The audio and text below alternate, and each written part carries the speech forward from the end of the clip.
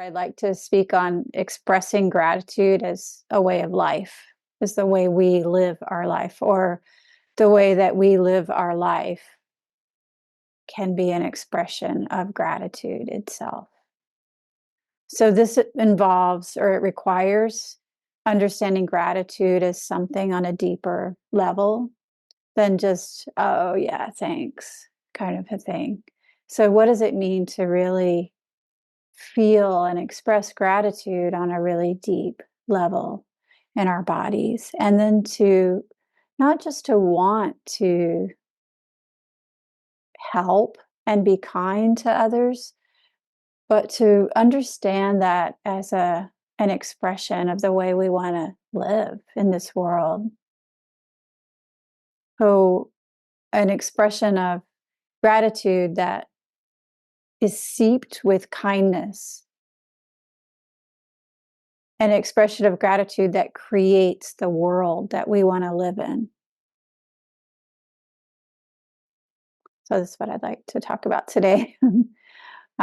I was speaking a few weeks ago about a boundless ocean of happiness. Gratitude in this case is also very similar, a boundless field of merit for happiness. So, what is it? I'd like to today use the text called the Kikyomon, which is also called the standard of the tortoise-shell mirror. And I'd like to start today by first expressing my gratitude to the monk Reihō Haasch, who translated this text from Japanese, Chinese into English. It's not a text that we've had in English in the past, and I received it a few weeks ago. So it's a very, very beautiful text. It inspires me.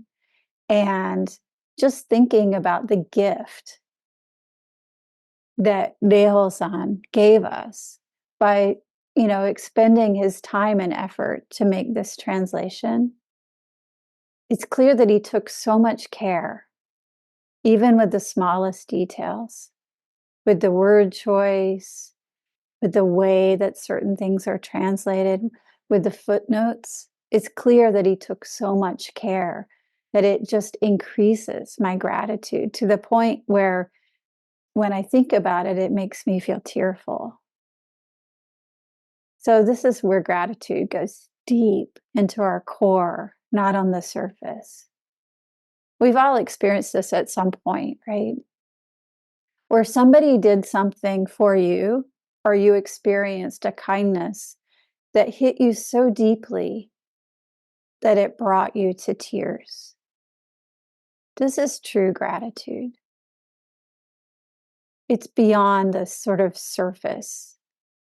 Oh, I'm thankful for this, and I'm thankful that we do. With Thanksgiving this week, the host asked people to say what they were thankful for. And she said, I know you're all thankful for family, and so am I. I'm thankful for all of you. Now we've gotten that out of the way, so let's dig a little deeper. What are you thankful for on a deep level? And I was like, that's gratitude.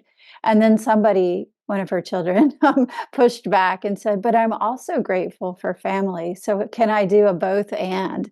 Can I include family, but not limit it to only family? And then we had this explosion of gratitude. It was very, very beautiful.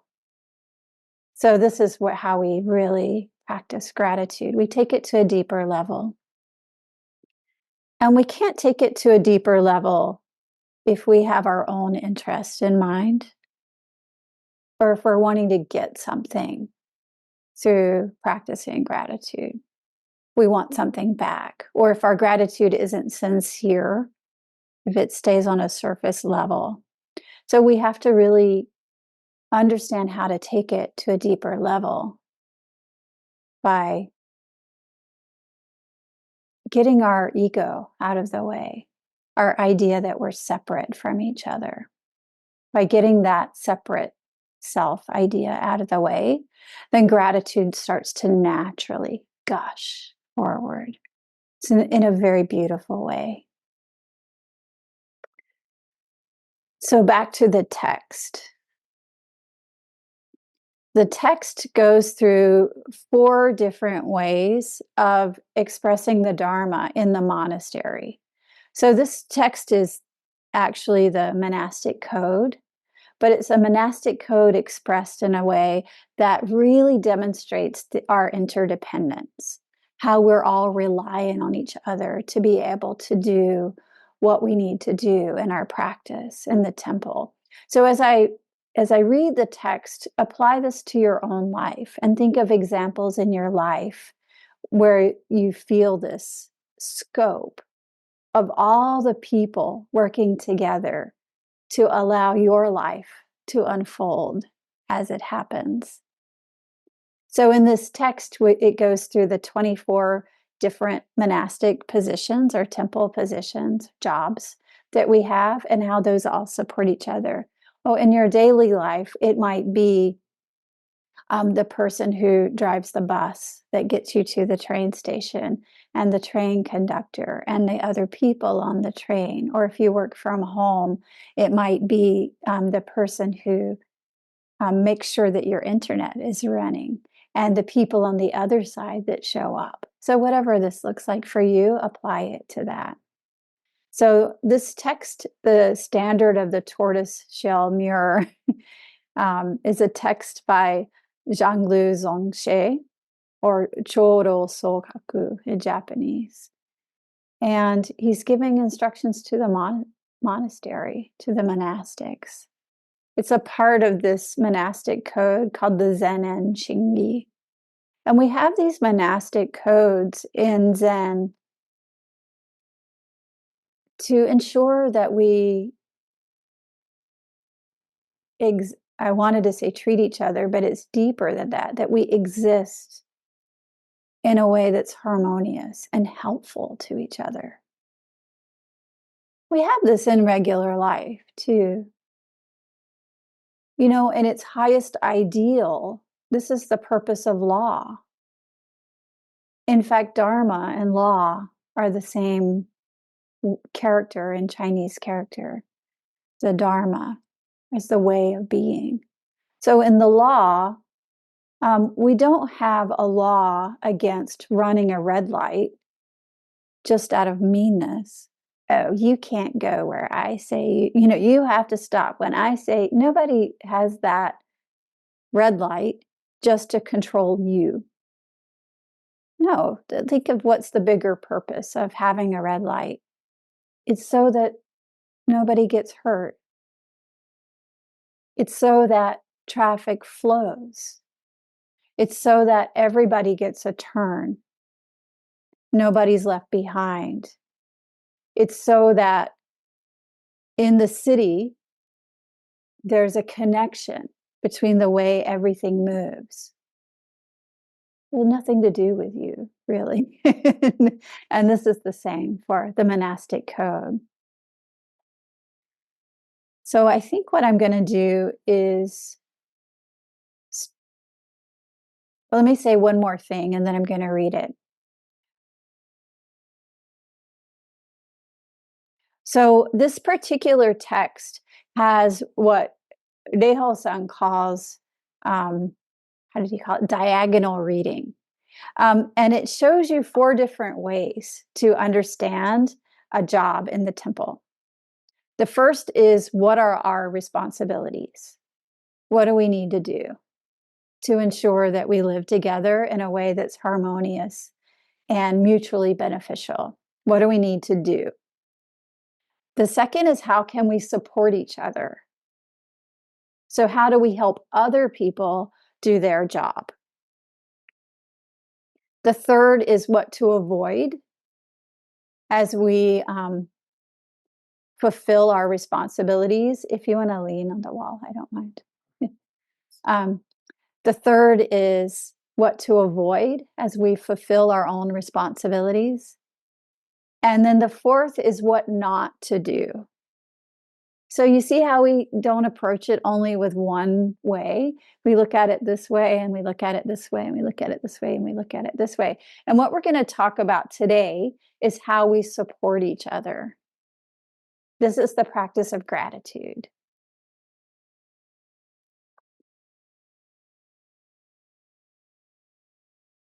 So I will read these 24 positions of the taking care of the temple. And you'll hear how they really exemplify interdependence. Respectful and humble. Oh, sorry, there's one on this previous page. So starting with the abbot. Practicing zazen in the morning, requesting teaching in the evening without wasting a moment. This is how we express gratitude to the abbot. Practicing zazen in the morning, requesting teaching in the evening without wasting a moment. This is how we express gratitude to the abbot. Respectful and humble actions, unhurried and thorough. This is how we express gratitude to the head of the zendo.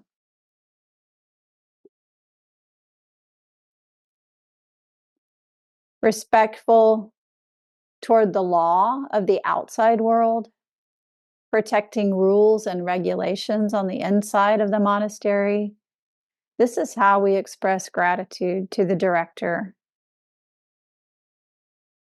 Being united with others in the 6 harmonies, practicing together like water and milk. This is how we express gratitude to the head of the zendo, the Ino. Receiving food for the sake of realizing awakening. This is how we express gratitude to the cook. Living peacefully in the monastics' rooms, protecting and maintaining temple property. This is how we express gratitude to the superintendent. Not wrongly appropriating even the smallest of the monastery's possessions. This is how we express gratitude to the accountant. Not handling brushes. This is calligraphy brushes for copying things. Not handling brushes idly, but practicing as if our heads are on fire. This is how we express gratitude to the scribe. Illuminating the mind with ancient teachings before a bright window and a clean desk. This is how we express gratitude to the librarian. Being unobtrusive and not troubling guests in any way. This is how we express gratitude to the guest manager. Just as the abbot is always present, the monastics should arrive early to hear the teaching. This is how we express gratitude to the abbot's attendants. Taking care of every single cup and bowl of monastic property so that they can support the assembly like the ground supports a mountain. This is how we express gratitude to the head of lodgings. Peacefully enduring the difficulties of illness, following prescription of rice porridge and medicine. This is how we express gratitude to the infirmary manager. Assuring that the way we act in the baths is pleasant, dignified, calm, and quiet, and that water is used without waste. This is how we express gratitude to the bath manager and the water attendants. When we warm ourselves, speaking little, with hands gathered together respectfully, then taking a step back and making room for others. This is how we express gratitude to those who keep the room warm. Reflecting on the virtue of our own conduct, assuring that it's adequate to be worthy of offerings. This is how we express gratitude to the fundraisers. Understanding whether a task requires many or few, and arriving in appropriate numbers when help is needed. This is how we express gratitude to the garden attendant, the mill attendant, and the village manager. Thoroughly rinsing with water and carefully handling sticks. Sticks are a replacement or a predecessor of toilet paper. So we'll say toilet paper here. Thoroughly cleaning and carefully using toilet paper, knowing how to be modest and direct, modest and discreet. This is how we express gratitude to the toilet attendants. Being generous and accommodating, simple and quiet. This is how we express gratitude to those who serve the food. Every job is dependent on every other job, and the way that we express gratitude toward each other for doing the jobs that allow us to be here is the way we act,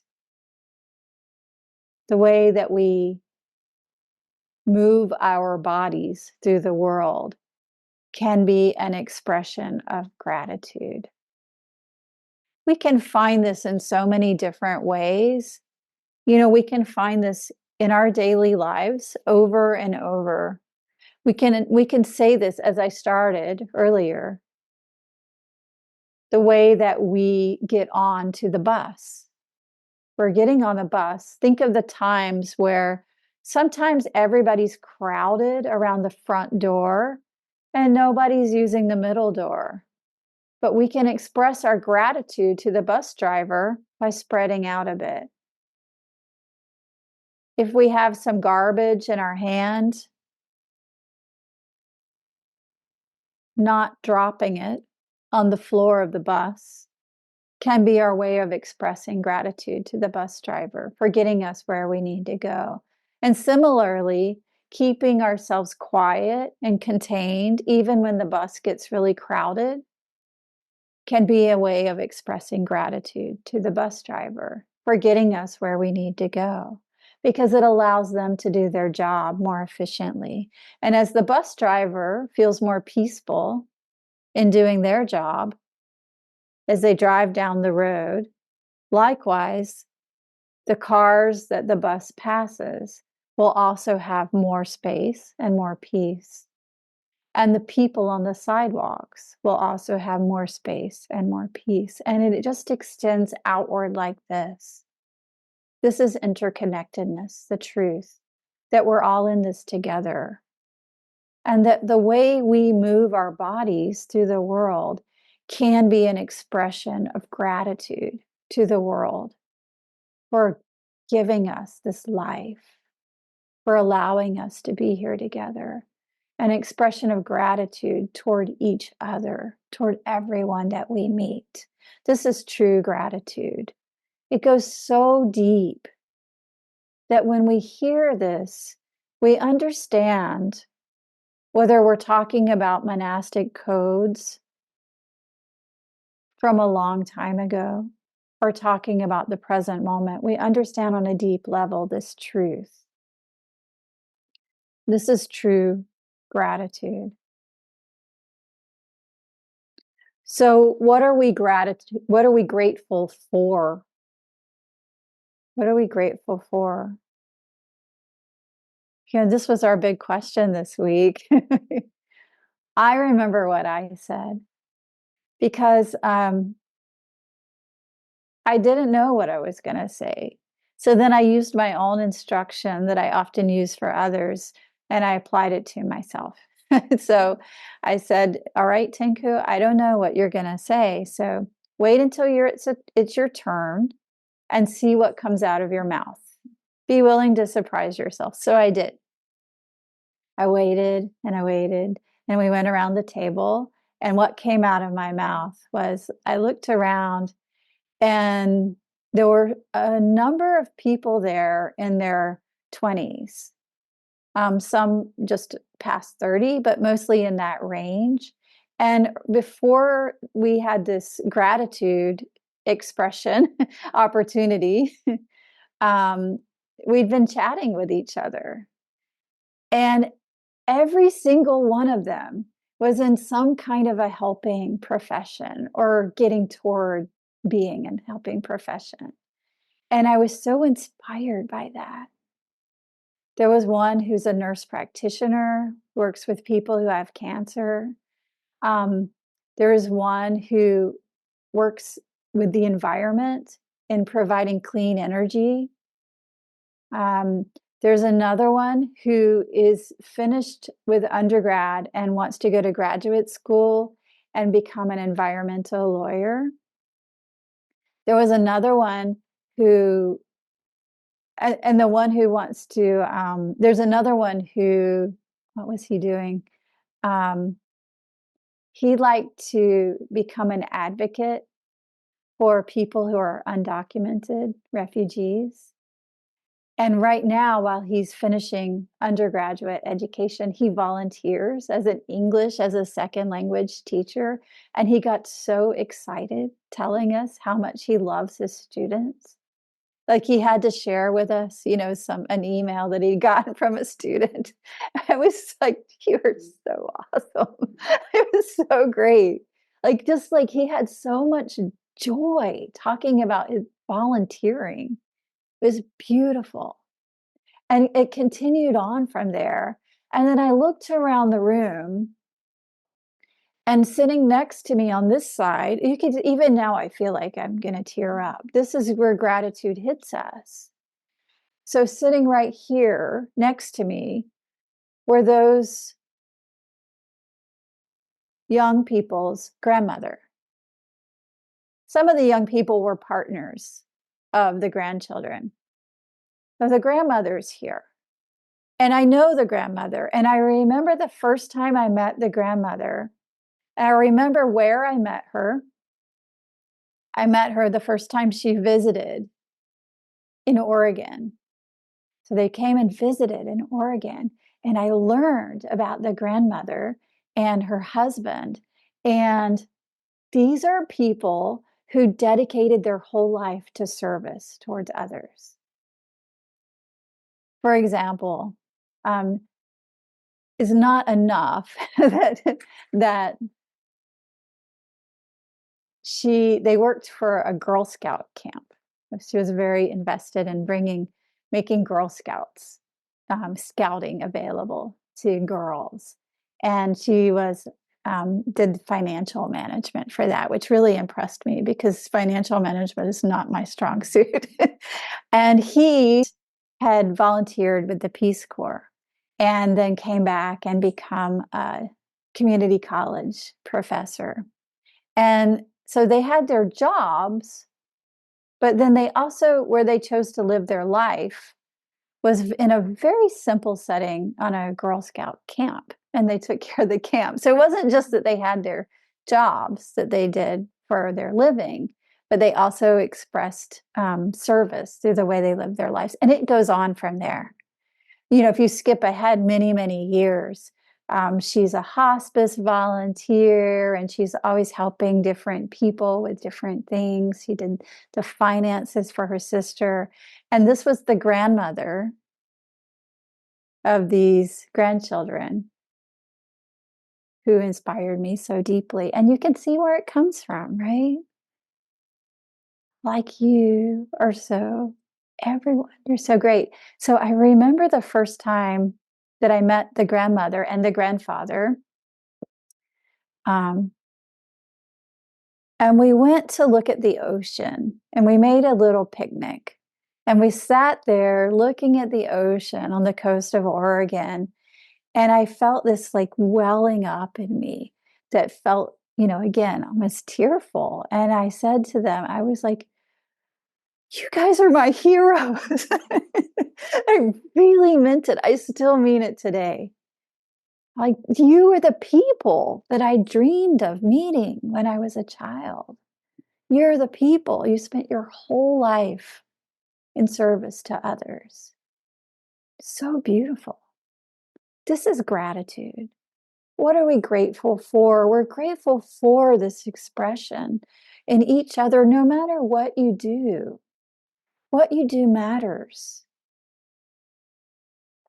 If you work, then your work matters. If you work teaching children, then those children then go out into the world influenced by you. This is gratitude. If you work on computers, then you enable people to be able to do the things they need to do. It all matters. And how we do it matters. When we do what we need to do, aware of each other, aware of our role together, supporting each other, really in a way that we're small. What was the expression that was used here? Being unobtrusive. I was interested in where that, that this is a translation, what it was like in a literal translation, and it was obscuring your traces, letting go of your extra. So I like that because it requires a blending in to everyone else. We don't have to be special. We can be part of as a harmonious relationship with everyone around us. And the other thing that's so crucial is kindness. Kindness and gratitude go together. We cultivate gratitude together as an interdependent project that we are all constantly working on with each other. Gratitude is a way of repaying the blessings that we have received, and it comes very naturally when we're really aware of the blessings. We very naturally want to give back. It doesn't take a lot of thought. It happens as its own expression. When we've received kindness from others, then we very naturally want to give back. And it takes going through it.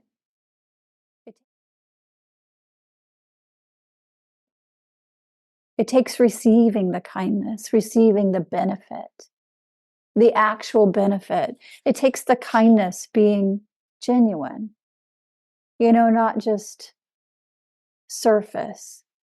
And it takes an understanding that this kindness provided to us by others required the person offering it to sort of go out of their way a little bit. So let's find an example in our own lives. It's not that hard if you think about it. Because a true kindness stays with us. So I remember one. When I was sick with COVID in 2020, it was the beginning of March, and all of New York was in a kind of panic, to put it mildly. And we hadn't figured out things like grocery deliveries and, masks and all of that stuff. We didn't know what to do, but I was sick. And somebody went to the grocery store, which by that time we knew was felt a little risky to go to the grocery store. And they bought all kind of food, and they loaded up their whole car and drove 45 minutes to where I live, unloaded their car. They stayed pretty far away from me. I'm so grateful for that. And unloaded the car onto the front porch and left. How is that a true expression of kindness? Number one, I deeply benefited from their actions. I remember looking at the food and going, oh my gosh, this is so much food. I'm going to be well in a few days. Ha ha ha. Weeks later, I was still eating that food and I was so grateful for it. So it actually benefited me. The motive behind the action was care and love. I knew this from this person who brought this food to me. And it took them going out of their way to do it. And it stuck with me so much. So, how then can I repay this gratitude? It doesn't have to be exactly the same way, although it might be. But how can I take that forward? Of course, I want to repay it for that person, but it doesn't have to be limited to them. It can expand out to others. During that time period, my neighbor had a heart attack, and I used that as an excuse or a reason to take him some food, thinking about this first person who had brought me food. I didn't know my neighbor very well. Nevertheless, dropped off some food so that he didn't have to go out. I don't think he could have. It just expands out like that. It doesn't really have a limit. So when we engage with true gratitude, understanding that we are all in this together and that our actions really do matter. When we practice gratitude with kindness, with genuine kindness, really meeting each other, really caring for each other so tenderly, then this kindness naturally grows in the world and allows us to repay our gratitude, to return the blessings that we have received to others. Just this life itself is such a blessing.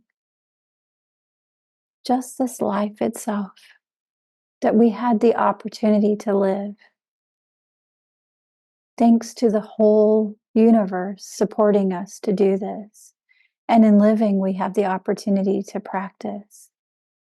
Thanks to our parents and the food and the farmers and the sunshine and our teachers and those who build the computers and everybody who helps us be here. We are able to be here even right now.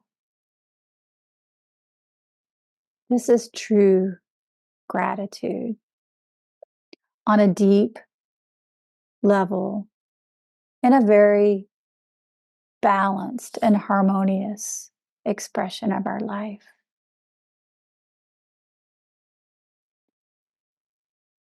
How can we express our gratitude? I'll leave you with that open question. Again, without traces of ourself, in a way that's needed, in a way that's genuine, in a way that wants to repay a kindness. We can do it together. And as we truly express gratitude, practice it as a way of being, we start to really support the whole universe around us. This is how we will make this world in which we live a kinder, more whole place for everyone, leaving out no one. The world really needs this from us. Start small and let that tiny little spark continue to grow to a giant field of happiness grows all around us and inside of us as well. And then the gratitude that we express also becomes the kindness that we receive. Thank you.